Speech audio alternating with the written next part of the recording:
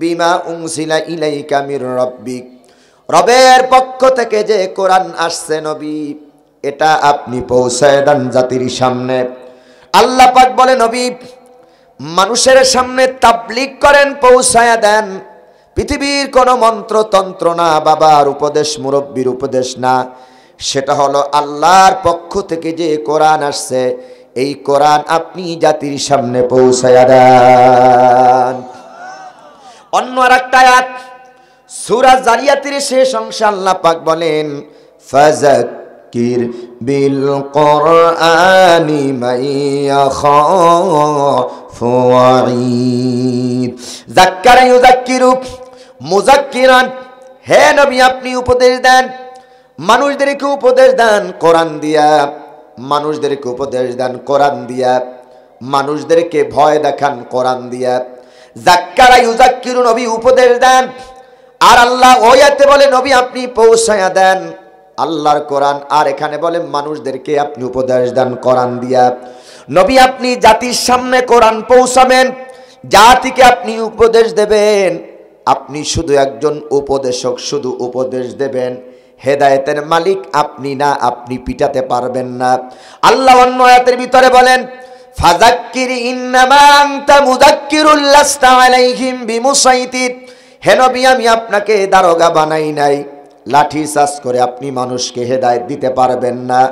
আমি আল্লাহ যাকে হেদায়েত দেব তিনি হেদায়েত পাবেন, আর আমি আল্লাহ তাআলা যাকে হেদায়েত দিব না, কশিন কালে কোনো পীর বুজুর্গ তারে হেদায়েত দিতে পারবে না। হেদায়েতের মালিক কে? আরো জোরে বলেন। হেদায়েতের মালিক নবীও নয়, কে? রাসূল। আপনি উপদেশক, উপদেশ দেন, দাওয়াত দেন। বিমা উনজিলা ইলাইকা মির রাব্বিক, রবের পক্ষ থেকে যে কোরআন আছে এই কোরআনের দাওয়াত আপনি দেন। লাঠিচার্জ করে আপনি মানুষকে হেদায়েত দিতে পারবেন না। মাইয়াহদিল্লাহু ফালা মুদিল্লা লাহু ওয়া মাইয়ুদলিলহু ফালা হাদিয়া লাহু। আমি আল্লাহ তাআলা যাকে হেদায়েত দিই তিনি পান, যাকে হেদায়েত দিই না সে পায় না। হেদায়েতের কর্তৃত্ব দায়িত্ব কার হাতে? আরো জোরে বলেন আল্লাহর হাতে। আসেন, রাসূল গেলেন মক্কায় দাওয়াত দিতে আল্লাহর কোরআনের। কোন সমাজে কোরআনের দাওয়াত দিলেন? যেই সমাজটাকে আরবিতে বলা হয় আয়ামে জাহিলিয়াতের যুগ, অন্ধকারের যুগ। কেমন অন্ধকার?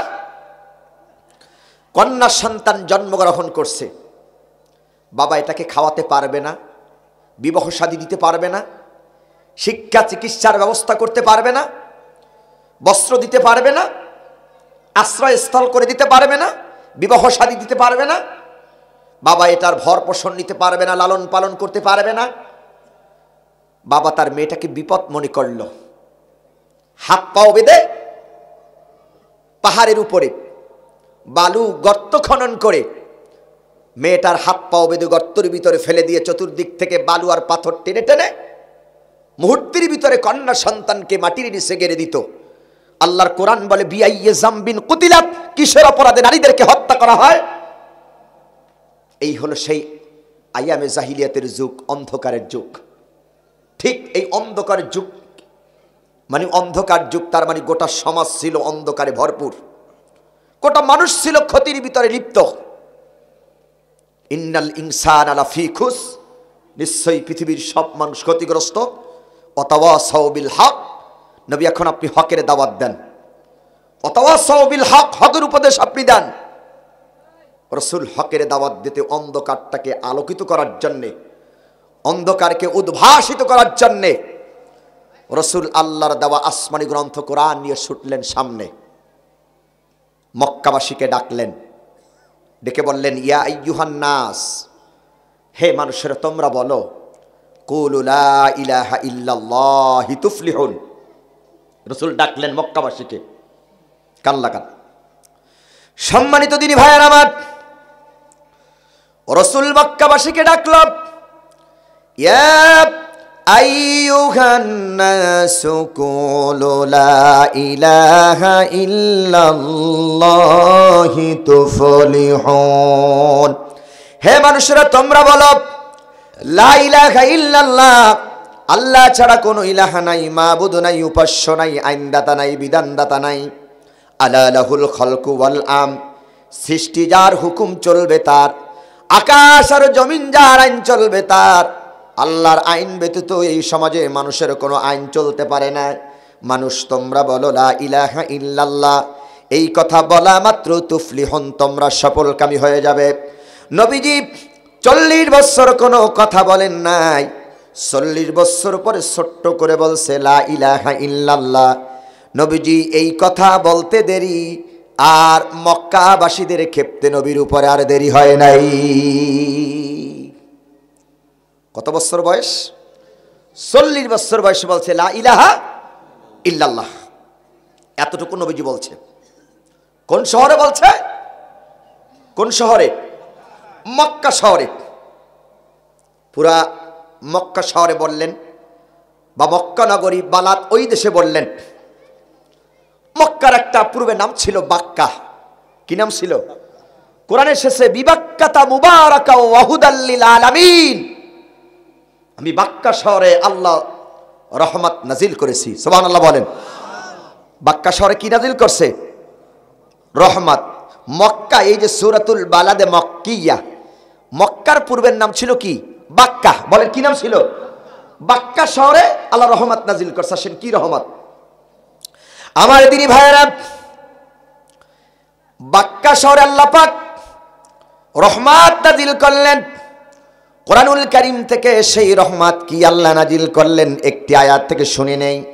আল্লাহ পাক বলে, ক্বাদ জাআকুম মিনাল্লাহি নূরুন ওয়া কিতাবুম মুবিন। আল্লাহ পাক বলে, ক্বাদ জাআকুম মিনাল্লাহি নূরুন, আল্লাহ পাক বলে আল্লাহর তরফ থেকে, আল্লাহর পক্ষ থেকে তোমাদের জন্য একটা নূর আসছে। এই নূর দ্বারা সমস্ত জমহুল উলামায়ে কেরাম, মুফাসসিরে কেরাম বর্ণনা করেন, এই নূর দ্বারা উদ্দেশ্য হচ্ছেন মুহাম্মদুর রাসূলুল্লাহ সাল্লাল্লাহু আলাইহি ওয়াসাল্লাম।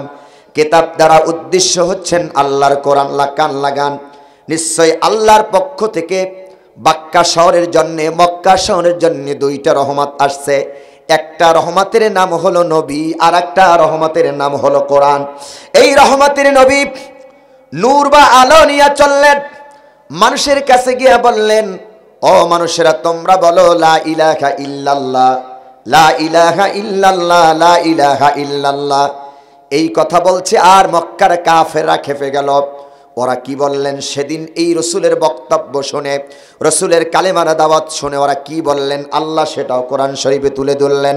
ওরা বলল ওয়াকালু মালি হাযার রাসূল ইয়াকুলু তাআমা ওয়া ইয়ামশি ফিল আসওয়াক লাউলা উনসিলা ইলাইহি মালাক ইলাইহি মালাকুম ফায়াকুনা মাআহু নাযীরা।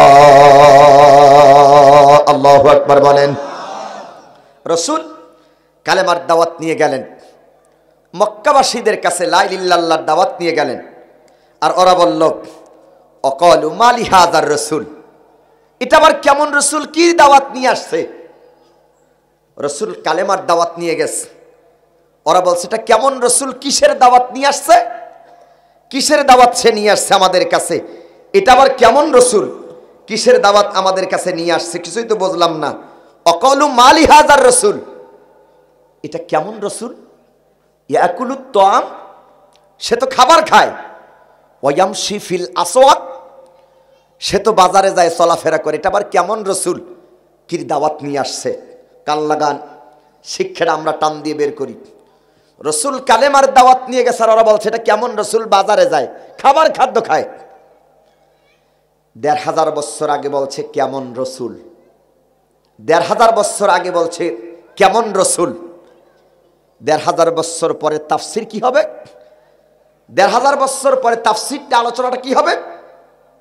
ওরা বলছে কেমন রসুল, আর ১৫০০ বছর পরে সমাজে এখন কেমন রসুল এটা বলে না, বলে কেমন হুজুর। কথা কয় না, এখন বলে কি রসুল কালেমার দাওয়াত দিয়ে গেছেন, হকের দাওয়াত দেওয়ার জন্য গেছে, ওয়াতাওয়াসাউ বিল হক, হকের উপদেশ দেওয়ার জন্য গেছেন। আর ওরা বলে এটা কেমন রসুল, বাজারে যায়, খাবার খাদ্য খায়, ঘর সংসার করে, চলাফেরা করে, এটা কেমন রসুল? লাউলা উনজিলা ইলাইহি মালাক, আল্লাহ চাইলে আমাদের কাছে মালাক মানে ফেরেশতা, আল্লাহ আমাদের কাছে ফেরেশতা নাজিল করতে পারতো দাওয়াত দেওয়ার জন্য। কিন্তু মুহাম্মাদের মতো লোকরে আল্লাহ কেন নবী বানাইছে দাওয়াত দেওয়ার জন্য? ১৫০০ বছর আগের ইতিহাস কি বর্তমান সাথে মিলতেছে? কতক্ষণ মিলতেছে? ওরা বলছে কেমন রসুল, আর এখন বলে কেমন, কথা বলেন, এখন বলে কেমন হুজুর। আমি যদি একটু হক কথা বলি, কিছু মানুষ কালকে সকালে বলবে কেমন হুজুর নিয়ে আসছে, তাই না? মসজিদের ইমামের ঘাড় ধাক্কা দিয়ে মসজিদ থেকে বের করে দেয়। মসজিদের হুজুর আসেনি এখানে, কই কই হুজুর গেছে এখানে? মসজিদের হুজুরের ঘাড় ধাক্কা দিয়ে মসজিদ থেকে বের করে দেয়। বিগত দিনে আপনাদের মসজিদ থেকে এরকম বের করে দেশে, তবে এই হুজুরের খোঁজ নিলাম যে 30 বছর আছে, বের করে দেননি আপনার, তাহলে আপনারা ভালো মানুষ। আমি তো বাংলাদেশের উল্লেখযোগ্য জায়গায় একসময় খুতবা দিতাম, যে শহরে বড় হয়েছি, আমি যদি নাম বলি আপনারা সবাই চিনি ফেলবেন, নাম আমি বলতেছি না, তবে তার কিছু সিমটম, কিছু আলামত বললে আপনারা বুঝতে পারবেন। ওই শহরের একজন মাতাল অভিভাবক ছিল, মাতাল, প্রতিদৈনিক রাত্রে 60 থেকে 70 রাকাত নফল নামাজ পড়ত। বুঝতে পারছেন আপনারা? নাম নাই বলি, 60 থেকে 70 রাকাত নফল নামাজ পড়ত। মসজিদের ইমামদেরকে হক কথা বলতে দেয় নাই। এখন প্রশ্ন, ইমামের হক কথা বললে মসজিদ থেকে কেন তাড়িয়ে দেয়, ঘাট ধাক্কা দিয়ে কেন বের করে দেয়? বিগত দিনে আমরা দেখেছি মসজিদের কমিটির দায়িত্ব পালন করছে কারা? ম্যাক্সিমাম ছিল সুদখোর, ঘুষখোর, বেনামাজি, হারামখোর, মদখোর, টপ টপ টপ, রান্নাঘর থেকে শুরু করে সজ্জন পর্যন্ত সব ছিল তরিকার ভাই। কি কথা কোন ঠিক কিনা? মসজিদে সুদখোর, ঘুষখোর, বেনামাজি, হারামখোর, মদখোর, সিনেমার মালিক, যাত্রা মালিক, এগুলোর বানাইছে মসজিদের কমিটি। তবে আপনাদের কথা বলছি না। মসজিদের কমিটি কারা হবে? সূরা তাওবার 17 এবং 18 থেকে আয়াতের শিক্ষা নেবেন। ইমামের অনুপস্থিতিতে যে ব্যক্তি নামাজ পড়তে পারবে, খুতবা দিতে পারবে, সেই হবে মসজিদের কমিটি। টাকার লোভ আর ক্ষমতার লোভে মসজিদের কমিটি হয়েছে। আল্লাহর কোরআন বলে মুশরিকদেরকে তোমরা মসজিদের দায়িত্ব দিও না, কারণ মুশরিকরা কেবলমাত্র আল্লাহর সাথে শিরিক করে। রাগ করলেন? রাগ করলেন? রাগ করে গরম ভাত বাড়িতে গিয়ে কয়েক প্লেট খান, তাতে দুঃখ নাই। আল হাক্কু মুররুন, সত্য কথা বড় তিতা। রসুল দাওয়াত নিয়ে গেছে, ওরা বলছে কেমন, কথা বলতে হবে কেমন, আর এখন বলে কেমন। কারণ হারাম, সুদখোর, ঘুষখোর, বেনামাজির কথা যদি মসজিদে বলে, যেটা সুদ খায় ওকে হুজুরে ভালোবাসবে নাকি? যেটা ঘুষ খায় এটা ভালোবাসবে? রসুল দাওয়াত নিয়ে গেলেন আর বললেন আলা লাহুল খালকু ওয়াল আম, সৃষ্টি যার হুকুম চলবে, তার আইন চলবে তার। মানুষের তৈরি করা আইন ও কারণ মানুষের জন্য কল্যাণ হতে পারে না। আমরা বিগত স্বাধীনের পরে দেখেছি বাবার আইন, স্বামীর আইন, এটা অস্থায়ী আইন। কেবলমাত্র আল্লাহর জমিনে আল্লাহর আইন দিয়ে, অর্থাৎ কোরআন দিয়ে যদি স্থায়ী আইন যদি আমরা তৈরি করতাম, তাহলে আজকে দেশ ছেড়ে পালানো লাগতো না। কথা বলেন ঠিক কিনা? মানুষের তৈরি করা আইন থাকে, ক্ষমতা থাকে যতদিন, আইন থাকে, ক্ষমতাও শেষ। কত আইন বানালো, কই আইন? কত আইন বানালো, কই আইন? আমরা আর বাবার আইন আর স্বামীর আইন দেখতে চাই না। আমরা বাংলাদেশে 99% মুসলমানের দেশে আমরা কোরআনের আইন দেখতে চাই কি চাই না? কষ্ট হচ্ছে আপনাদের?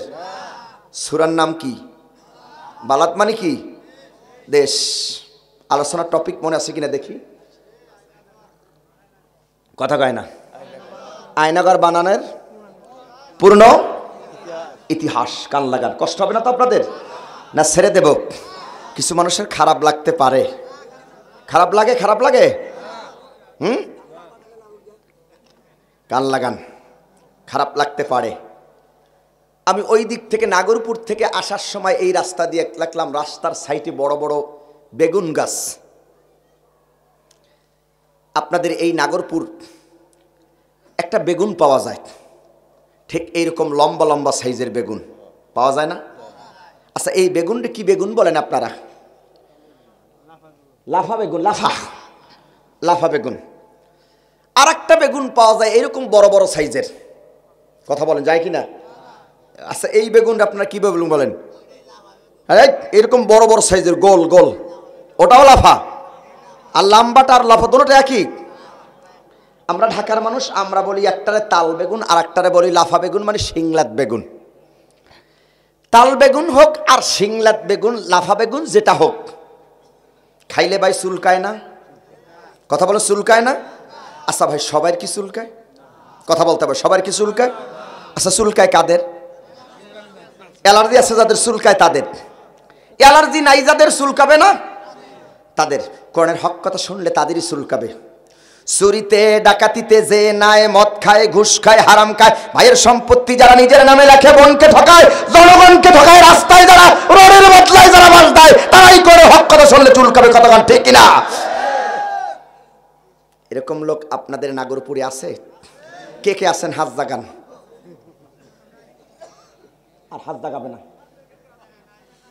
তাহলে রসুল দাওয়াত নিয়ে গেল, ওরা বলল কেমন রসুল? তাহলে চুলকালো কেমন রসুল? এ তো বাজারে যায়, খাবার খাদ্য খায়। আল্লাহ চাইলে আমাদের কাছে আসমান থেকে ফেরেশতা নাজিল করতে পারত। লাউলা উনসিলা ইলাইহে মালাক।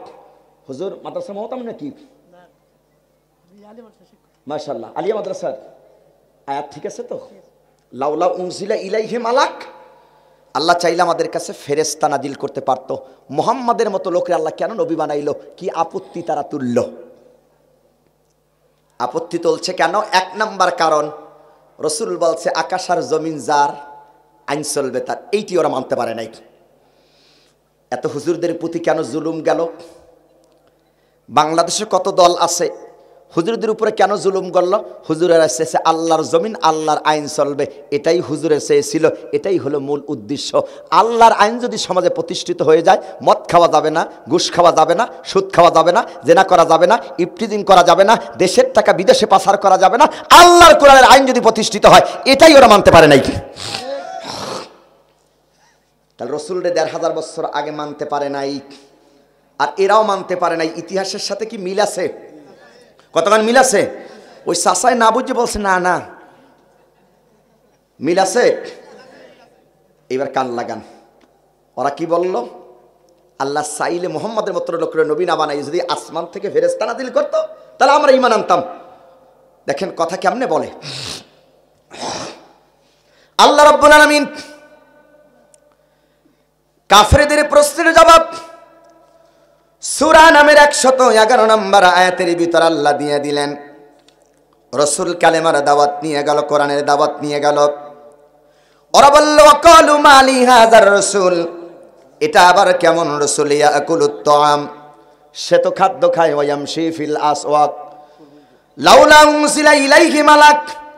আল্লাহ চাইলে আসমান থেকে আমাদের কাছে ফেরেশতা নাজিল করতে পারতো দাওয়াত দেওয়ার জন্য। আল্লাহ মুহাম্মাদের মতো লোকরে আল্লাহ কেন নবী বানাইছে? আল্লাহ কেন আসমান থেকে ফেরেশতা নাজিল করে নাই? মুহাম্মাদের মতো লোকরে আল্লাহ কেন নবী বানাইছে? গরিব লোকরে আল্লাহ কেন নবী বানাইছে?